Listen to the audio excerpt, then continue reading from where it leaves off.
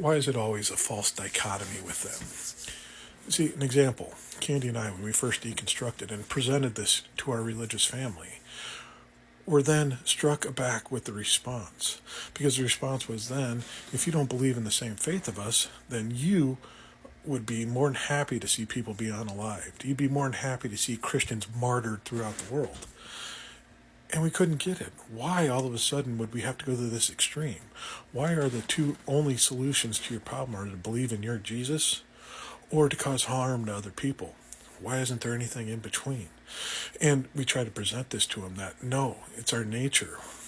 We internally are trying to find the good inside of ourselves, to love ourselves, accept ourselves, and let that pour out and go out into the world so that that pours out the love to everyone, and that we don't have any desire in our heart to harm other people. But they couldn't get it because this is what they're taught, black and white. Everything's either good or evil, for Jesus or attacking Jesus.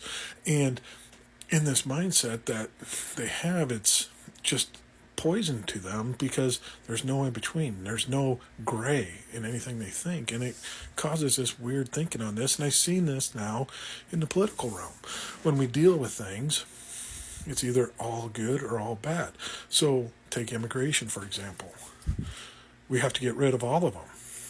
Why? Because, and I ask someone that's MAGA, why do we have to get rid of all the immigrants? Why is this mass deportation needed? And I get the response of, so you want criminals living with us?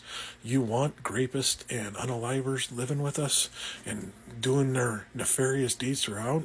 And I step back and I say, I've worked with a lot of immigrants. I've had immigrants work on projects at my work. And they all are good people. They work hard. Some of the hardest workers I ever met.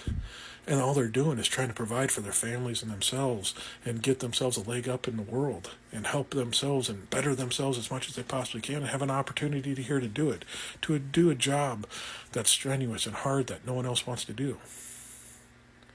But we don't want to see that.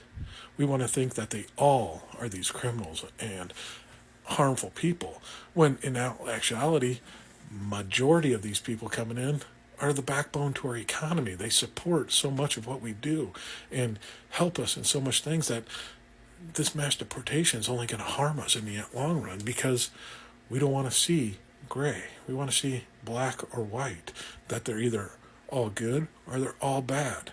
And that's simply not the case.